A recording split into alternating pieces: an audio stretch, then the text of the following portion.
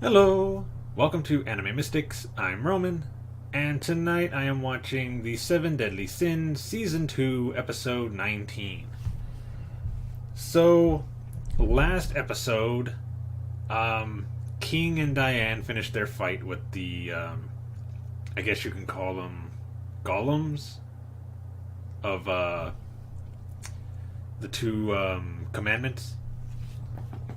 King defeating the first fairy king Gollum, and Diane defeating Droll's Gollum. Um, then we focused on Hawk, Escanor, Jericho, and Gowther fighting. Well, it was mostly Gowther doing all the fighting. Jericho didn't want to fight them because they're her friends. Escanor didn't want to fight them because they're his friends. Hawk, well, I mean, he's Hawk.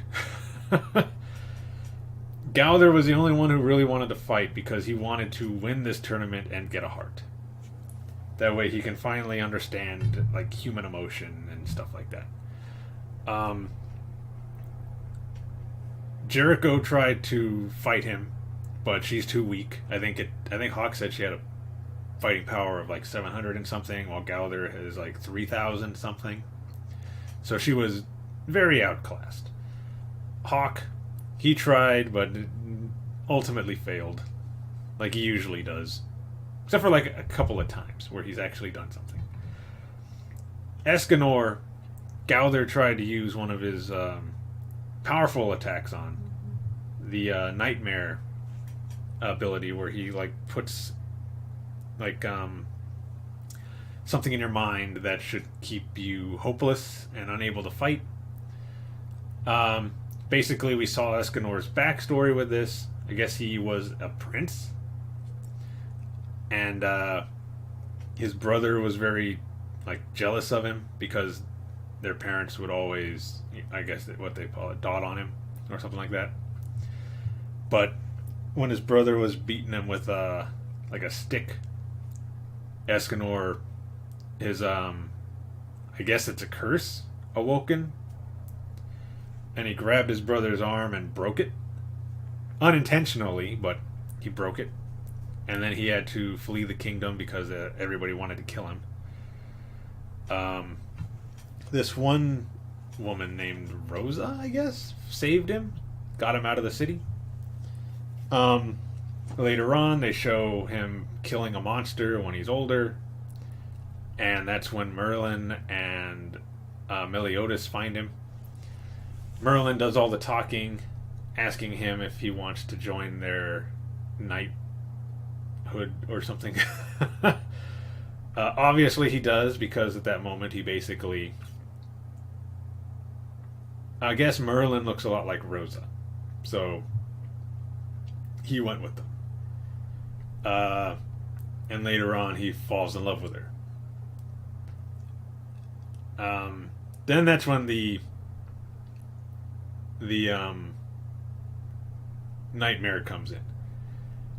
Merlin starts saying all these things about how she would never love somebody like him. His curse is going to consume his body, and he's going to die alone, and all this. But Escanor didn't care. He basically said that he knows that she is not somebody who stands beside him, that she basically illuminated his life when it was full of darkness, and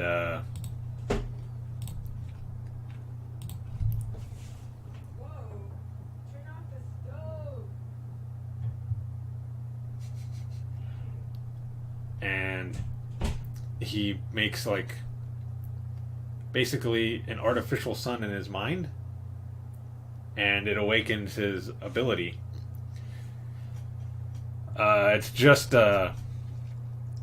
it's not a true transformation because it's not an actual sun, but it still brings out a lot of power when Hawk reads his power, it's at 28,800.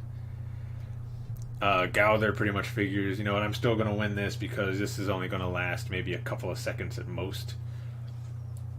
And Escanor basically swipes Gowther's glasses and says that that's all he needs. Tosses the glasses onto Hawk's face. Good toss with just not even looking, just whoop, and there it goes. Gowther apparently has very bad eyesight. So he needs his glasses in order to see properly. And Escanor basically, he's saying that he's going to punish them for toying with people's minds. And he calls his axe, which, just like Thor, comes to him when he calls it. And when he gets it, he starts using its ability, Release. I guess what happens is his body, as we saw in the first episode he transformed in, gives off a lot of heat from the power he has, and the axe stores it all up, kind of making it easier for the people around him, because if he didn't have something to control the heat, it would, as Gowther said, burn everything up around him. So the axe helps.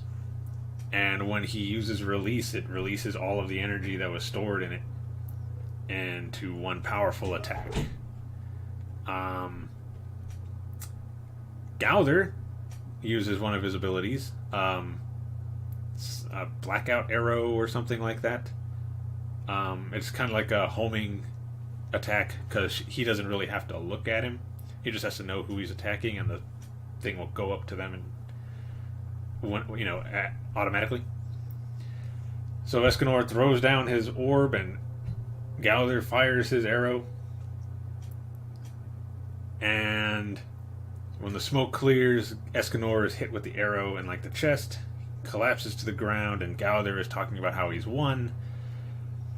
Which technically, yeah, Escanor is knocked out. He's still standing. But Escanor wasn't aiming for Gowther, and Jericho knew this, and points, telling Gowther, you wouldn't feel this way if you saw what Escanor really wanted to show you. And he walks over towards this, where all the smoke is at, and sees that Escanor was aiming for the two commandments, not him. And right now it looks like they're dead, but I don't know. He could have killed them, or maybe they're just knocked out, injured badly. I mean, for all I know, they could, regenerate from this. They did mention that Escanor's power, when he was using his release, his magic was as powerful as Estarossa. I think that's the tall guy with the silver hair or something. The one that hasn't really done anything yet, but killed that bird when it went up to him. Anyway, I'm guessing it's just going to pick up right where I left off. I guess the tournament is over, because, these two are potentially dead. So let's get into this and see what's going to happen. Alright, so the video is going to be located over here, and the link to the reaction is going to be in the description down below. Turn this volume up. There we go. And we're going to start this episode in 3, 2, 1.